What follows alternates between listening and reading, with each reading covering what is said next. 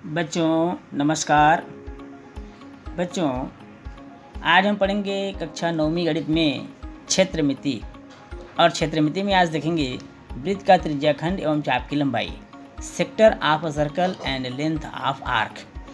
सबसे पहले जानते हैं बच्चों क्षेत्रमिति का इतिहास। प्रायः गणितीय विचार दैनिक जीवन के अनुभवों से ही उजागर होते हैं। प्राचीन काल में लोग भूमि, दीवारों की ऊंचाई, कुएं की गहराई आदि के मापन के लिए वित्ता इत्यादि का प्रयोग करते थे। इन्हीं मापों की सहायता से बड़े बड़े राजा प्रसादों, भवनों, किलों, तालाबों, सड़कों, नहरों, नालियों इत्यादि का निर्माण किया जाता था।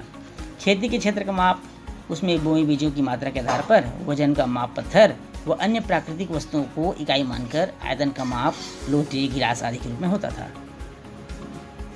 इन मापों में घट बढ़ के चलते इन मापों को एक ही इकाई से मापने की प्रथा बनी। आज की क्षेत्रमिति में अनेक तरह के संदर्भ आते हैं, जैसे किसी खेत के चारों ओर कांटेदार तार लगाने की लागत कितनी होगी, किसी कुएं के जगत के निर्माण में लगने वाले ईंटों या पत्थरों की लागत कितनी होगी, किसी कमरे का क्षेत्रफल क्या होगा, किसी टंकी का आयतन कैसे ज्ञात करेंगे, फर्श पर लगाए जाने वाली टाइल्स की संख्या व लागत, खेत की जुताई या फसल कटाई पर होने वाले व्यय आदि का अनुमान लगाने में क्षेत्रमिति का हम प्रयोग करते हैं। इनके लिए हमें बंद द्विआयामी आकृतियों की परिमाप, क्षेत्रफल तथा ठोस आकृतियों के पृष्ठीय क्षेत्रफल और आयतन ज्ञात करने पड़ते हैं। क्षेत्रमिति में हम त्रिभुज, चतुर्भुज, वृत्त, घन, घनाभ, बेलन, शंकु, गोला जैसे रेखागणितीय आकारों व आकृतियों की परिमाप, क्षेत्रफल, पृष्ठीय क्षेत्रफल, आयतन ज्ञात करना सीखते हैं।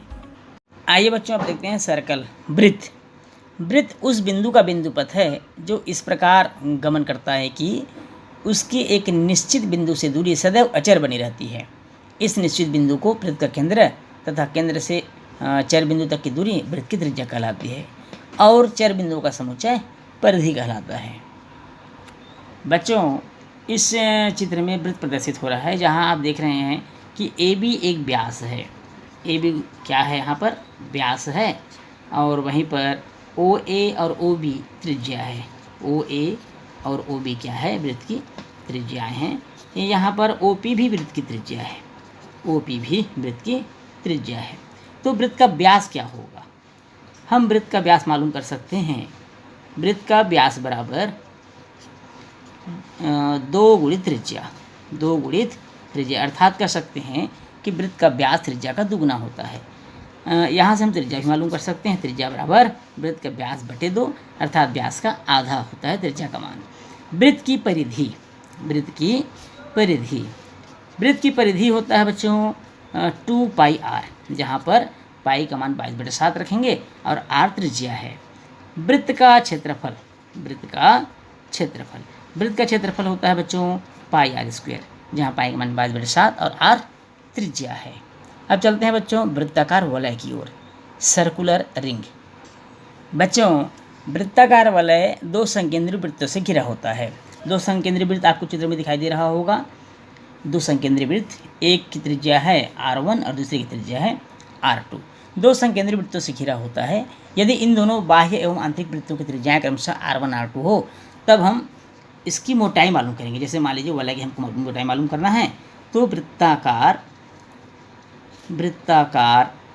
वलय की मोटाई।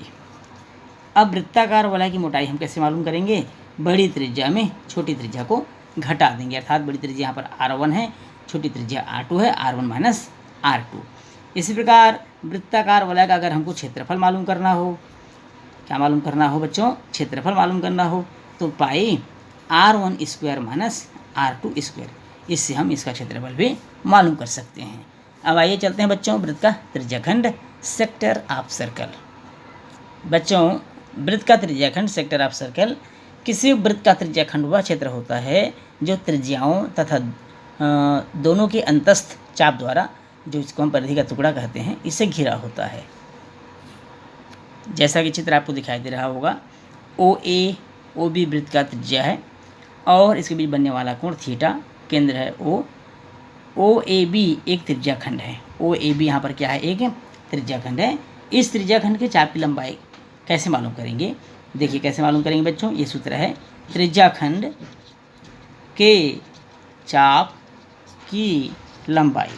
चाप की लंबाई का सूत्र हम लगाएंगे यहाँ पर θ/360 गुणित 2 पाई r। अब यहाँ पर थीटा इनके त्रिज्याखंड के बीच बनने वाला कोण है, केंद्र पर जो कोण केंद्रित कर रहा है। पाई का मान 22/7 और r ये त्रिज्या इस OA OB इसका मान है। त्रिज्याखंड का क्षेत्रफल हम कैसे मालूम करेंगे? त्रिज्याखंड का क्षेत्रफल मालूम करने के लिए हम सूत्र लगाएंगे θ/360 गुणित पाई r स्क्वायर, जहाँ पाई का मान 22/7, r त्रिज्या है और थीटा अंतरित कोण है।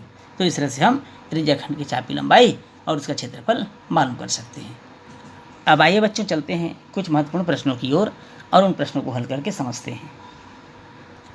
बच्चों प्रश्न पहला है, उस वृत्त की परिधि ज्ञात कीजिए जिसकी त्रिज्या 17.5 सेंटीमीटर है। एक बार और प्रश्न को सुनेंगे। उस वृत्त की परिधि ज्ञात कीजिए जिसकी त्रिज्या 17.5 सेंटीमीटर है। बच्चों प्रश्न में दिया है, क्या दिया है बच्चों? प्रश्न में वृत्त की त्रिज्या दिया है। वृत्त की त्रिज्या बराबर वृत्त की त्रिज्या r बराबर 17.5 सेंटीमीटर। r बराबर 17.5 सेंटीमीटर हमको प्रश्न में याद है। हम वृत्त की परिधि का सूत्र मालूम है, हम जानते हैं। तो वृत्त की परिधि का सूत्र क्या होता है बच्चों? वृत्त की परिधि का सूत्र होता है 2 पाई r, जैसा कि आपको बताया जा चुका है। 2 पाई का मान 22/7 और त्रिज्या प्रश्न में दिया हुआ है 17.5 सेंटीमीटर। 2 का गुणा 22 से करेंगे, 22 का गुणा 17.5 से करेंगे और उसके बाद हमको मिलेगा 7 से भाग देने पर 110 सेंटीमीटर। कितने मिलेगा बच्चों? 110 सेंटीमीटर। तो यह है वृत्त की परिधि 2 पाई r से हमने मालूम कर लिया है, उसका आंसर 110 सेंटीमीटर। अब चलते हैं बच्चों अगले प्रश्न की ओर। बच्चों प्रश्न है, घास के मैदान में एक घोड़ा 14 मीटर लंबी रस्सी से बंधा हुआ है। बताइए वह मैदान के कितने क्षेत्रफल घास चर सकता है। एक बार और सुनेंगे बच्चों प्रश्न को। घास के मैदान में एक घोड़ा 14 मीटर लंबी रस्सी से बंधा हुआ है। बताइए वह मैदान के कितने क्षेत्रफल की घास चर सकता है। बच्चों प्रश्न में दिया हुआ है रस्सी की लंबाई। तो रस्सी की लंबाई कितना दिया हुआ है बच्चों? प्रश्न में रस्सी की लंबाई 14 मीटर। कितना दिया हुआ है? 14 मीटर। अतः घोड़ा घास चर सकता है। घोड़ा घास चर सकता है। कितने का चरेगा? चर सकता है बराबर वृत्त का क्षेत्रफल। और वृत्त का क्षेत्रफल का सूत्र होता है बच्चों पाई r स्क्वायर। पाई का मान 22/7 और r का मान प्रश्न में हमको ज्ञात है 14 का स्क्वायर, 14 का वर्ग।